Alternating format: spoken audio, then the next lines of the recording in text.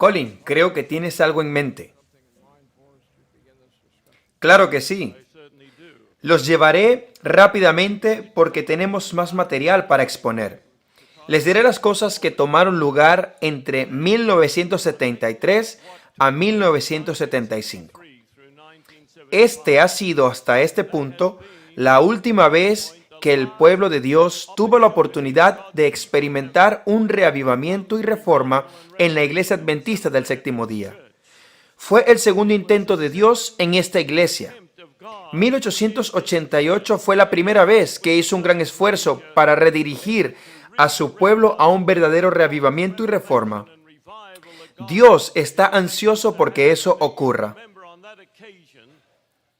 Recuerden que en aquel entonces el pueblo de Dios se apartó del mensaje precioso de Cristo, nuestra justicia, declarando que era antinomianismo, es decir, que la ley ya no era necesaria ni suficiente.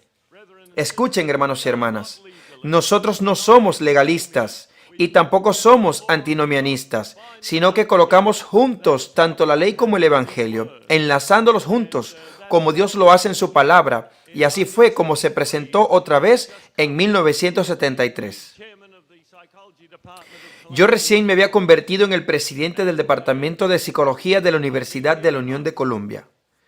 Me emocionó saber que, por primera vez en mi vida, tendría el privilegio de asistir al menos a un buen número de sesiones del concilio anual de ese año, puesto que la Universidad de Columbia estaba bastante cerca de donde estaba la conferencia general. Y en cada rato libre de dar clases, estaba allí escuchando. No sé cómo describir esas sensaciones eléctricas que tuve al escuchar al pastor Pearson al hacer su gran llamado a un reavivamiento y reforma en la iglesia adventista del séptimo día. Realmente me inspiró y me elevó a unas alturas que nunca había experimentado en mi vida. Y pensé, tiene que haber un gran reavivamiento en la iglesia de Dios. Eso fue a principios de octubre de 1973. Estas palabras tuvieron una gran significancia en aquel tiempo. Leeré Salmo 85, versos 4 al 6. Escuchen atentamente. ¿Cuánto necesitamos que esto se cumpla hoy? Pero si Dios está dispuesto a cumplirlo en el terrible estado de nuestra iglesia, hoy, no sé cómo, pero lo va a hacer por su pueblo fiel. Salmo 85. Restáuranos, oh Dios, de nuestra salvación, y haz cesar tu ira sobre nosotros. ¿Estarás enojado contra nosotros para siempre? ¿Extenderás tu ira de generación en generación? ¿No volverás a darnos vida para que tu pueblo se regocije en ti?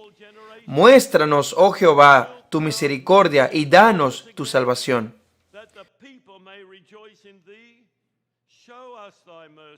Yo oro por eso hoy, que Dios en su gran misericordia, de alguna manera, nos lleve a un reavivamiento que es absolutamente esencial para finalizar la obra de Dios.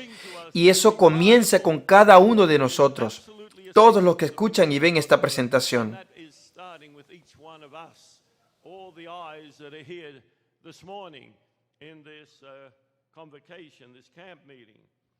Mensaje tras mensaje de los que fueron dados estaban basados en el mensaje de Cristo nuestra justicia. Pero pude sentir rápidamente que no todos los delegados en aquella reunión se sintieron inspirados por estos mensajes. Oh sí, hubo quienes sí fueron inspirados, los visitantes, pero no eran mayoría en comparación a los delegados que estaban allí presentes en la iglesia de Takoma Park, donde frecuentemente se hacía el concilio anual. Pero aún así, esa inspiración me llegó. Sabía que teníamos un presidente piadoso en la conferencia general, un hombre que Dios estaba usando. En el 74, era entonces presidente de la Universidad de la Unión de Columbia y por lo tanto me convertí automáticamente en delegado y miembro votante del concilio anual, que en ese año se realizó en la Universidad de Loma Linda, y tomé muy seriamente la responsabilidad y en múltiples de oportunidades estuve ante el micrófono para expresar la preocupación de mi corazón por las cosas que estaban ocurriendo en nuestra iglesia. Y el pastor Pearson nuevamente trajo este mensaje de reavivamiento. Eligió hombres de Dios para tener los devocionales matutinos, cuyo énfasis era ese mismo tema. Nunca olvidaré la presentación hecha por el pastor Frazee, el jefe de Wildwood en aquel entonces. El pastor Frazee dio una maravillosa presentación. Sin embargo, quedé en shock cuando el pastor de mi unión vino poco tiempo después a mí diciendo: ¿qué hace Pearson trayendo a ese rebelde para que nos hable? Yo le respondí: pastor, lo que dijo fue maravilloso. Su mensaje tocó mi corazón esta mañana. Él dijo: sí, pero él es un rebelde. Ahora, entiendan que yo tenía una muy buena relación con mi presidente de unión. Lo apreciaba mucho, pero les confieso que me tomó por sorpresa de que hubiera gente que tuviera esa clase de sentimientos sobre un hombre que era tan dedicado a Dios y que nos dio mensajes tan maravillosos sobre los principios de salvación, como lo hizo el pastor Frazee. Y si nunca has escuchado esas grabaciones, ya te digo que son clásicos sobre la verdadera salvación. Entonces, cuando supe de que había sido elegido para ser delegado en la sesión de la Conferencia General de 1975 a realizarse en Austria, Viena, fue la primera vez que esta se realizó fuera de los Estados Unidos.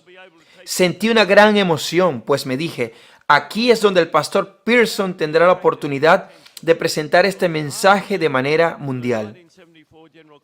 Y aparentemente yo capté su atención, porque después del concilio anual de 1974, él me llamó a su oficina y me dijo: Colin, quiero hablar contigo. Yo presté atención a lo que estabas diciendo en la convocatoria de otoño. Y también agregó: si tú continúas en esa línea, sé que la Universidad de la Unión de Columbia estará en buenas manos. Eso fue lo que él me dijo.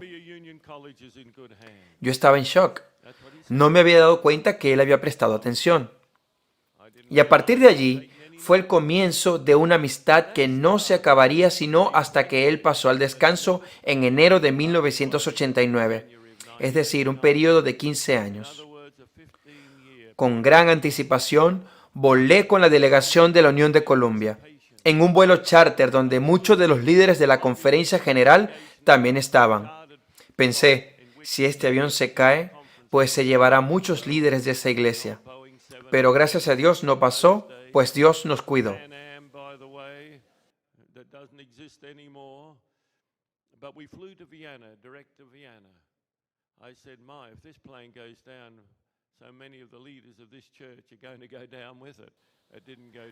Pero rápidamente en esa sesión supe que el reavivamiento y reforma no tendrían lugar. Fue una sesión trágica, y los europeos fueron en gran parte los culpables de ello. Me enfermé de tanto hablar con los delegados europeos, especialmente los delegados alemanes. Decían: nosotros no somos la iglesia americana. Les dije: escuchen, yo tampoco soy americano. La hermana White quizás era ciudadana americana. Eso no tiene nada que ver con el asunto del espíritu de profecía. El hecho es que Dios la eligió como su agente para presentarnos los hermosos mensajes que nos ayudarán en el camino al reino celestial. Pero puede que haya hablado con un hombre sordo que no podía oír una palabra. Ellos estaban determinados y desafortunadamente, o al menos se volvió un infortunio, cuando la primera edición del libro Elena de White en Europa se publicó, que el pastor D.A. Delafield cuidadosamente redactó sobre los 2 años que la hermana White vivió en Europa, esperando que fuese una bendición y que les ayudara a comprender y creer de manera completa en el espíritu de profecía.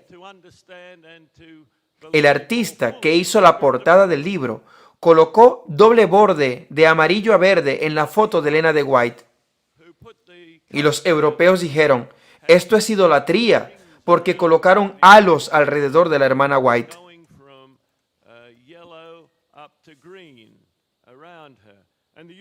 Por supuesto, esa no fue la intención, Pero así fue como pasó. ¿Saben? Satanás siempre encuentra la manera de desviar las cosas. Así que fue como si no se hubiese escrito, porque los europeos fueron tan críticos sobre la portada del libro que estoy seguro que la mayoría tan siquiera llegó a abrirlos.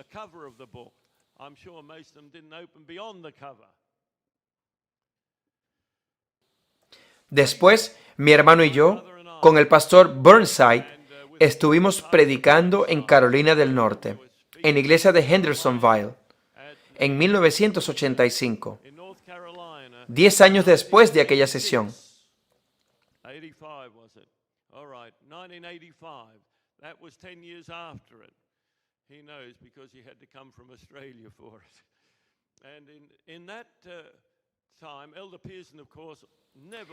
El pastor Pearson no se perdió ni una reunión de las que tuve por Carolina del Norte.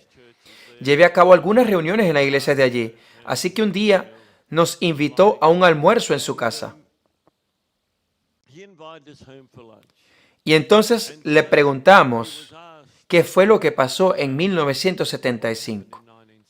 Teníamos curiosidad acerca de lo que el pastor Pearson pensaba. Hizo una simple declaración. Ni el clérigo ni el laicado estaba preparado para ese reavivamiento y reforma. ¡Qué tragedia! Yo espero que el laicado y el clérigo que están viendo esta presentación estén listos para el reavivamiento y reforma en la Iglesia Adventista del Séptimo Día. Y si no lo estás, pídele a Dios que te dé ese espíritu de reavivamiento y reforma. Yo le pregunté una segunda vez, en otra ocasión, y él vino y me dijo, Colin, sí, esto tomará mucho tiempo, tendrás que esperar. Por supuesto, no la hubo para él porque él murió poco tiempo después. Pero toda vez que estuve allí en Carolina del Norte, él me invitó a su hogar o íbamos a una barra de ensaladas donde pudiéramos conversar.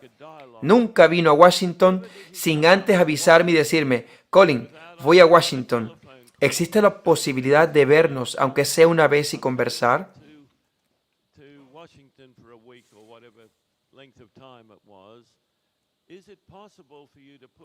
Fueron tiempos preciosos. Por supuesto, siempre encontraba tiempo para eso. A veces venía 2 veces al año, por una semana o 10 días. Debo decirles que aprendí mucho sobre el pastor Pearson.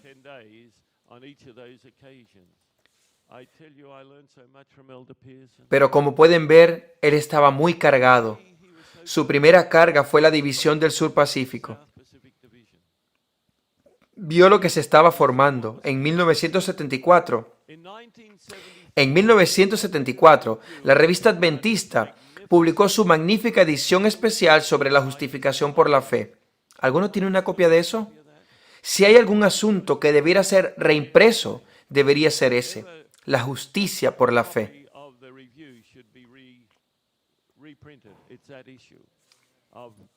Fue solo unas semanas después de que recibí una llamada frenética del pastor Kenneth Wood, el editor de lo que se llamó The Review and Herald en aquel entonces. Me dijo, Colin, ¿puedes venir y pasar un par de horas con nosotros? Simplemente no podemos entender lo que está sucediendo en Australia. Claro que yo fui con ellos.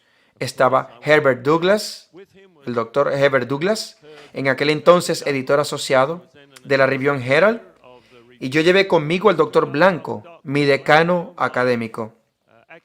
Los 4 nos sentamos juntos por 2 horas, conversando acerca de lo que estaba pasando en Australia. Él dijo, creo que conozco todos los sellos que se producen en Australia, dijo, pero me están bombardeando con cartas de odio por ese tema de la justicia por la fe. Dijo, casi todos vienen del Pacífico Sur. Y dijo que casi todos vienen de ministros y presidentes de conferencias. Eso fue en 1974. Eso es lo que ocurría en la división del Sur Pacífico. No es de extrañar el caos en el que están hoy. Bueno, nos adentramos a la situación. ¿Cómo podía actuar él? ¿Cómo podía manejarla? Le dije, por supuesto, no debes retractarte sobre este mensaje, Ken. Debes continuar publicando estos temas. No le prestes atención a la división australoasiática.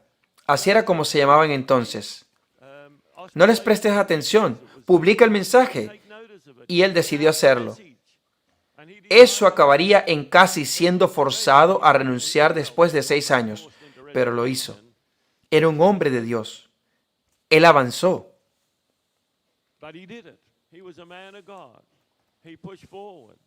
Esa fue la primera vez y quizás te vas a sentir en shock con lo que voy a decir.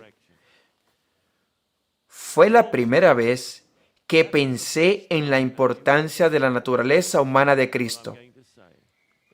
Tengan en cuenta que yo crecí en Australia y todo lo que escuché fue que Cristo tomó sobre él la naturaleza humana pecaminosa.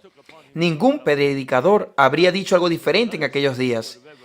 Y si lees el libro del Dr. Larson, La Palabra Encarnada, si no lo sabías, es un clásico sobre la naturaleza humana de Cristo que todo adventista del séptimo día debería tener. Todos los ministros y pastores antiguos que ya han muerto de mi época temprana dijeron lo mismo, porque es lo que dice la Biblia, es lo que dice el espíritu de profecía una y otra vez.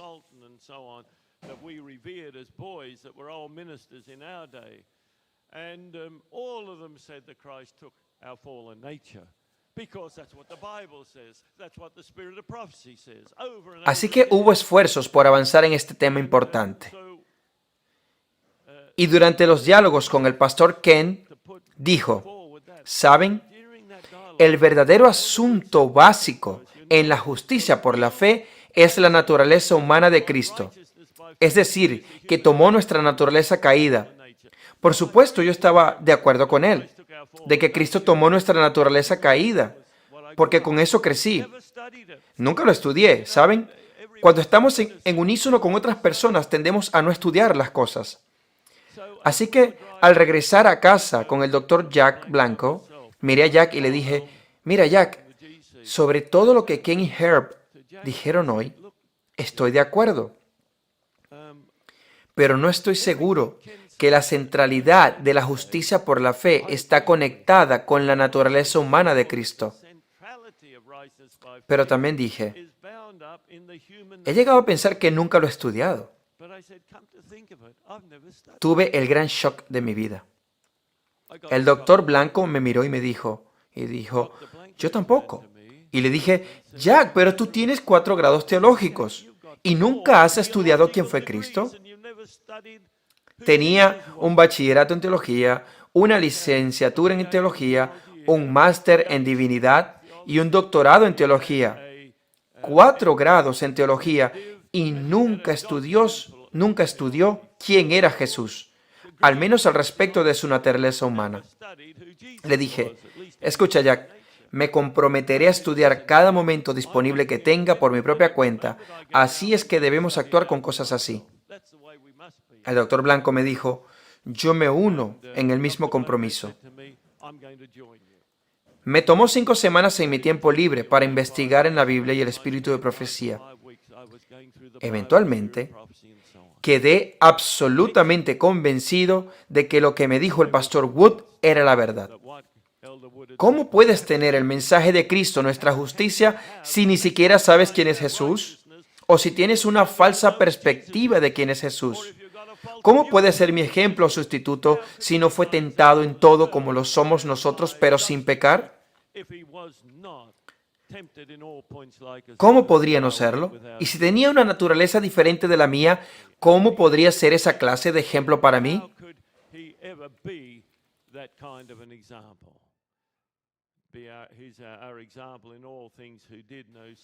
¡Qué gran revelación! Recuerdo ese gran día. Fue un almuerzo en viernes. Terminé más o menos en la mañana. La oficina del doctor Blanco estaba al lado de la mía, pero había una puerta contigua entre las dos.